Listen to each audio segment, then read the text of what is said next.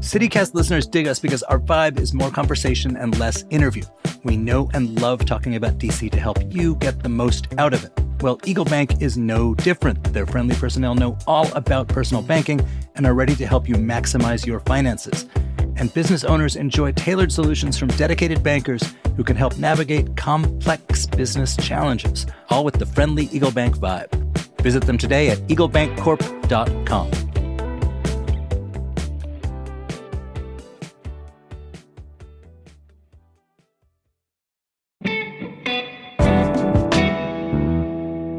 Today on CityCast DC, it's Park Week, sponsored by KC Trees, and that means a full week of coverage celebrating DC's green spaces. But in today's Roundup, we dig into a potential change in DC's weed legalization, recent extreme weather in the area, and why DC is having a great reality TV season. Now, to get into all of this, I'm joined by CityCast's Julia Karen and Jenny Bixby of MoCo 360.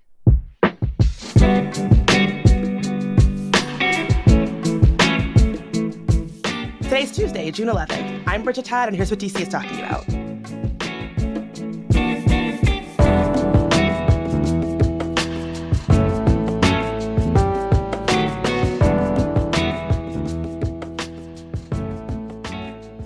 Where else can you jump from conversations about DC policy to conversations about DC reality TV? Maybe it's time that you become a member. For just $8 a month, members get ad-free listening and first dibs on our super cool events. But that's not the only reason to become a member. You should become a member because it's the best way to make sure this podcast stays in your feed forever.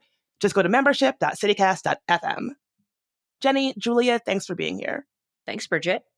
Yeah, it's great to be here.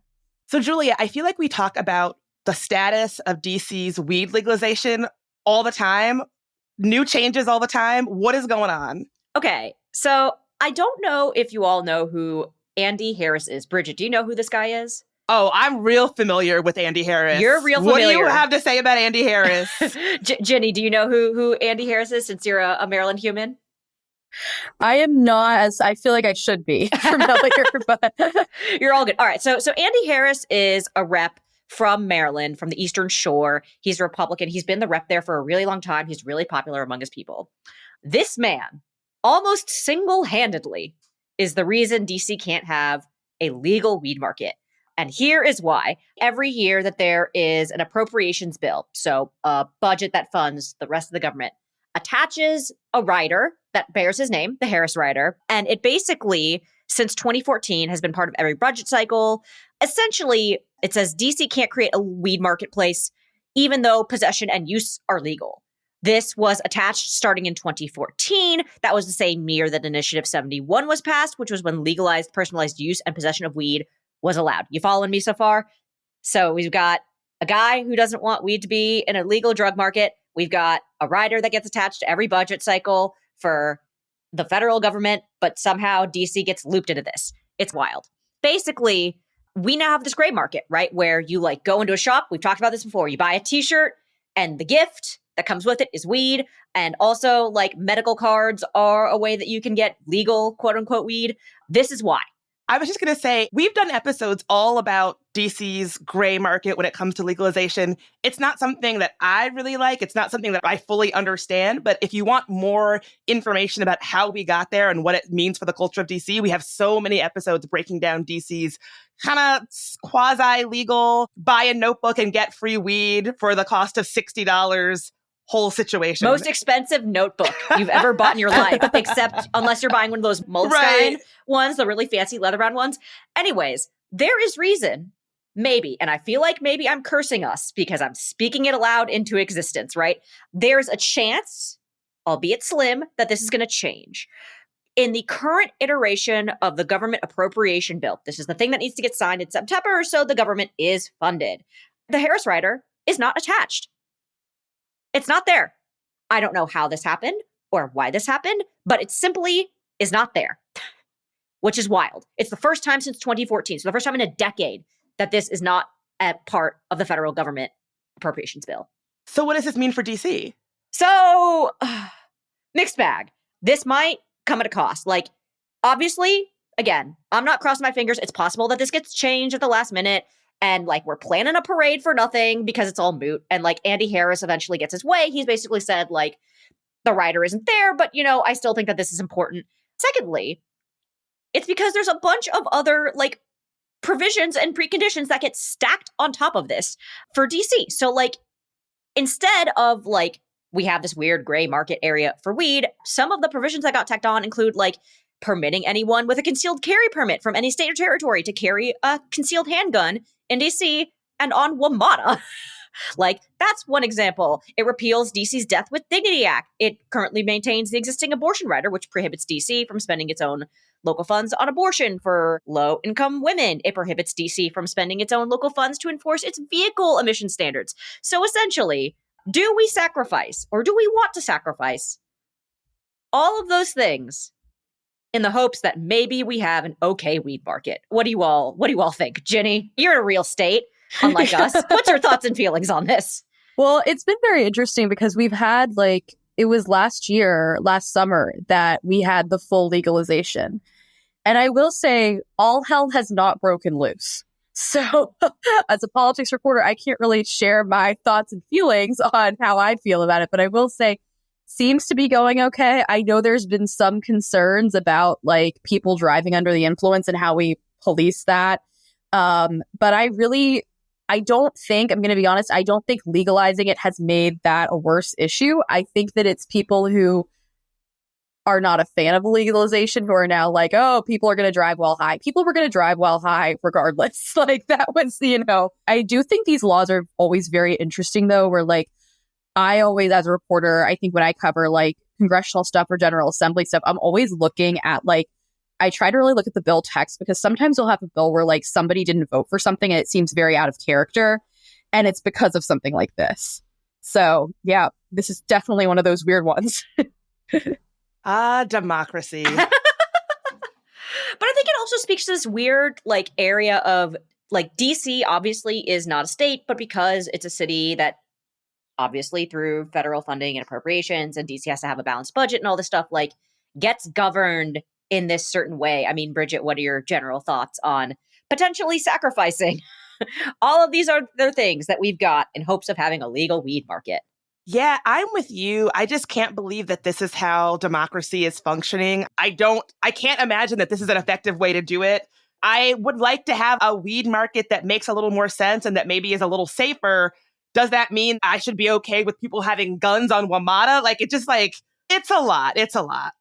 Yeah, I think one of the things that I keep in the back of my mind when like this is going down is like, okay, when we are having this conversation about like this one guy, Andy Harris, holding the stuff up, like what are some other writers, right? That like other people attach to make it really easy to be like, well, like DC's an easy punching bag for like XYZ thing. But in this instance, like, I think it's really interesting that there's some potential of backing off, especially because like 24 states have already legalized recreational cannabis. Maryland's included in that, as Ginny has said. And like under the Biden administration, the U.S. is poised to reclassify marijuana as a less dangerous drug. Like right now it's Schedule 1, which is like the same tier as heroin. Because those are two comparable They're the substances. Same thing. But basically, the goal for this reclassification would be like, oh, you can do research on it to see if it helps with like anxiety or depression. Or I know people who have cancer have tried to smoke weed because it calms their stomach. It means that they can eat food and they're more able essentially to like be a normal human. But it is wild to me that like this is a conversation that I feel like we will continue to have until like either the Harris rider gets reattached, or like what happens if this doesn't get attached this year for the 2025 budget, but then Harris comes back and is like, for the 2026 federal budget, like I'm reattaching it. Like what do you even do then? Like, how does that work? I would like to know. I think there's also some like interesting economic implications here for DC. Obviously, like Representative Harris, I don't think probably cares that much about the DC economy, but like since we've got this border situation, I mean, there's all these dispensaries in Tacoma Park right on the, oh yeah, that cuts through Bethesda. I mean, I actually have a friend who was talking about how she lives in DC and she goes to Bethesda to this one dispensary. So it's like, it's going to have huge economic ramifications for the city.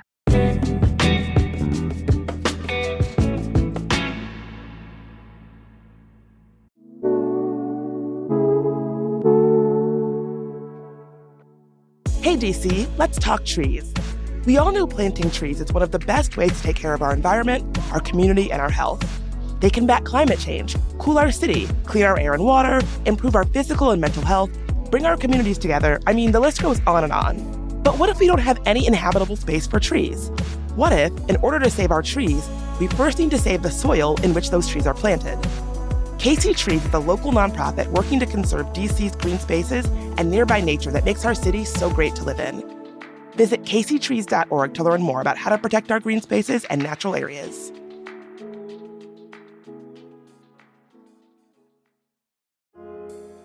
Speed into success. Learn French. Much like a high-speed train, Alliance Française's immersive French language classes propel you towards fluency. Unlock a world of personal and professional possibilities when you become a member and learn French at the renowned Alliance Française chapter in DC. Tradition and modernity intertwine, offering you an unparalleled learning experience that includes language classes, cultural events, and the only French loan library in the Mid-Atlantic region. Embrace the language that bridges cultures and enriches your resume. The summer season starts on July 6th, so enroll today. All ages and levels are welcome. If you sign up by June 13th, you get $20 off the tuition fee. Find our French classes and more at www.francedc.org. The summer session starts on July 6th, so enroll today. Jenny, what is going on with the extreme weather in the area lately? Last week in the upper part of Montgomery County, we saw a tornado. It has been classified. We have the official word. It was a EF1 tornado classified, which is on the lower end. It goes from 0 to 5. But you don't really see, obviously, tornadoes in this area. It came up pretty suddenly. The county officials I talked to said that they were not anticipating it. We were anticipating some thunderstorms, but nothing like this. Luckily, it wasn't as bad as it could have been. Nobody died. A few people were injured, but everybody was released from the hospital pretty quickly. But there were several homes that were condemned and buildings that were collapsed. And I think it's just not something we're used to in this area preparing for. Like, we don't see tornadoes here. It sounds like the county maybe didn't see this coming exactly because of that, because who was expecting a tornado in the area? Is that correct? Yeah, they did not see this coming at all. One of the county officials I spoke to said that they had a meteorologist who saw this storm coming up from Leesburg and was concerned it could turn into something. And that's when they started taking it seriously and they put out some alerts. There were alerts given out to people in very specific geolocations. But still, I think there's also this issue where we think a lot about watch versus warning and we don't know the difference. There's a really funny meme with like a watch is all the ingredients for a taco and the warning shows the taco already made. So like, I know that's a good way to think of it, but I think like, I would say somewhat frequently this time of year, you'll get a thing that's like, oh, tornado watch. And you're kind of like, oh, whatever. So I think most people were able to duck under cover. I mean, the county officials I talked to said that because people listen to the alerts, they have a pretty good alert system called Alert Montgomery in Montgomery County that sends out alerts. I think people were able to take cover pretty quickly. I think this is just another situation where I'm not sure that the county is necessarily going to start like working harder on how to address tornadoes specifically, because honestly, hopefully this isn't going to happen all the time. But I do think these situations are always a time to address our emergency alert systems because there's all kinds of emergencies that can happen, as well as I know that a lot of county officials are concerned that this is a result we're seeing of climate change. There was a big appropriation in the budget, in the county budget that they just passed to address climate change. While this may have been weird in the DC region a few years ago, it is possible it could become more common. So I think that's one of the ways the county is going to look at addressing it is how do we adapt to a changing climate? And if this is something we could see more frequently. I don't think it'll ever be super frequent, but it could happen. Got it. And I was going to say, like, obviously you said that the gradation of like damage is from like 1 to 5 or like classifying these tornadoes. Like, how bad was this damage? Like, how many homes were hit? Are all the people okay? Are there more warnings coming out saying like, hey, we need to do like tornado trainings if this is because of climate change potentially going to be maybe a more frequent occurrence? So what we know is that at least 7 houses were condemned. 1 home had a collapsed roof. A couple of others had trees fall in. There were people that were pinned into their houses and had to be rescued. Yeah. Luckily, only 6 people were hurt and it was all minor. I know there was one person that I believe was hospitalized, but everyone is okay. But I think we're very lucky. And like they said to me, people responded well to the warnings. These were all people in their houses. These were not people like out on the streets. So that's good. But also you expect that you're able to be hunkered down in your house and nothing is going to happen. So yeah, I think it's definitely something the county's going to have to look at, and not to get into like the bureaucracy of budgets, but this budget was controversial between the way Montgomery County system works, as the county executive proposes a budget and then the county council works on it and then they make the final decisions.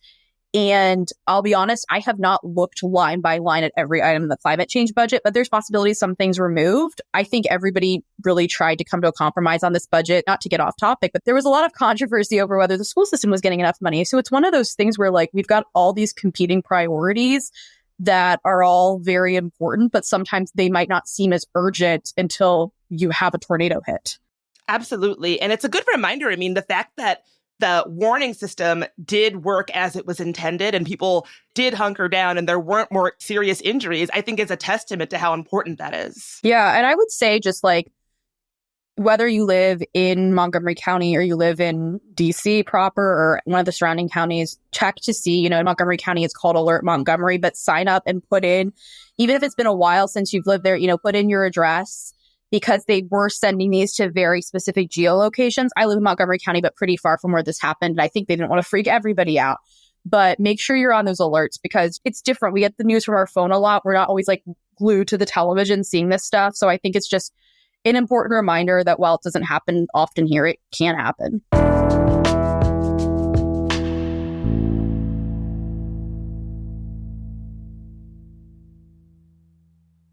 So we have one more thing I want to talk about, and that is something that a lot of listeners probably already know I like, which is reality TV. Are either of you reality TV watchers?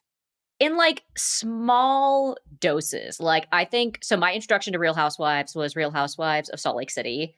And I feel like perfect introduction. A gem of the franchise. Perfect franchise. Extremely quotable. Although I know like Love is Blind is coming up and is going to be from DC this go round, and my friends and I are like planning a watch party. We're like, we need to see if we know anybody. We need to see if we dated anybody. We need to know if they had their security clearance revoked, like very DC specific. Like we have a bet pool going is what I'm saying. That is right. So Love is Blind season 7 is featuring singles from all over the DC area dating in the pods before getting engaged sight unseen. That's how the show works. According to DCist, the show's notorious golden goblets were spotted at Urban Roast with a film crew. So people are already like on the lookout being like, I saw them here. I saw them there. Would either of you ever go out for a show like that? Would you be a contestant on Love is Blind DC? Absolutely not. No way. I'm sorry. But so I remember when they were trying to film this, and this is like a classic DC thing. They did some of the recruiting via LinkedIn. Like people were getting DC. We're getting LinkedIn messages to try to be recruited to be on the show. Ginny, were you one of the recipients of said LinkedIn messages, even if you're in Moco? Does that count? I was not, thank God. I don't know how I would have responded. Absolutely not. Like, I struggle enough without it being broadcast on live TV. Just no, absolutely not. Yeah. It is interesting though, because in Montgomery County, we have the Real Housewives of Potomac, which I still have not. I am not a big reality TV person, but I feel like I need to watch the Real Housewives of Potomac just to understand the culture, the cultural references. Every so often we'll have a spotting of whoever the Real Housewives were at whatever restaurant in downtown Silver Spring. But yeah, me personally, no. I will watch from afar. But I'm like you, Julia. When I heard this was happening, I was like, I can't wait to see if anybody I know gets roped into this. So here's my question. Obviously, The Golden Bachelor did really well. I think like my mom watched The Bachelor for the first time because it was The Golden Bachelor. And she was like, wow, I hope this actually works out because maybe they'll have real adult conversations. I don't know if that happened. I never watched The Golden Bachelor. But I hear The Golden Bachelorette is from Rockville. Ginny, that's like Moco Extreme, let's go. Do you know anything about Joan Vassos or like what she does? Yeah, when Joan Vassos was announced as the Golden Bachelorette, we had a story about her. She actually works at the Landon School, which is a private all-boys school in Montgomery County. And she told us when she was first on the show, when she was on The Golden Bachelor, that her favorite place to eat is Brooklyn's Deli in Potomac that has a sandwich called the Vazos. And she claims it's because her family's been going there so long. Oh, wow. So we'll see if Brooklyn's Deli makes a feature appearance. See, now I feel like I have to go try the sandwich before it airs. I need to know what's on it. What is her favorite and then sandwich? everybody will swamp it. Yes. Yes. When we found out she was cast on The Golden Bachelor, we were kind of like, oh, cool, whatever. But then I actually thought it was really nice that she had a nice storyline that she left because her daughter was dealing with, I believe, some postpartum depression and she wanted to go support her. And I was like, that's a really nice thing to hear because not that we look to reality TV for like our best examples in life, but I do think going back to what you said, your mom said, Julia, that seemed like an adult conversation and a nice thing to see. So I'm happy for her that she's getting this chance to be the Golden Bachelorette after she left for those reasons to go support her family. So I'll definitely have to check it out. I'm curious to see if they'll bring anybody back to Moco. Oh my God. Yeah. Well, it is possible because I don't watch the show, but apparently a fixture of the show is to have an episode that is filmed in the lead's hometown for the final few episodes. So like, you might see her rolling around Montgomery County with a camera crew. So here's the thing. Which spots do we think she's hitting in Moco if it comes down to hometowns? Well, she is a University of Maryland College Park alum. Let's go Terps. Maybe she's going to hit some of the old College Park mainstays. Maybe she'll be at a Cornerstone. Remember that place? Absolutely. I don't know if it's still there, but God, I had some gross nights there. It is still there. The question is, does she go to Bentley's? Does she go to RJ Bentley's? I need to know. I will show up to Bent's. I will have an orange crush. I will have the cheapest beer of my life. Joan Vassos, take me with you to Bent's. Let's go. Yes, if anyone knows her, send her this episode. We can do a whole thing around it. Hi, Joan. Exactly. Golden Bachelorette, CityCast, crossover you never knew you needed. Jenny, thanks so much for being here. Yeah, of course. Yeah. And before we head out, Julia, what is our Casey tree tip of the day? All right. Do you have an empty space near your street? You can call 311 and report that empty spot for a tree. DDOT is happy to help not only fill that space, but provide maintenance for the trees that are already there. Head to trees.dc.gov for more information.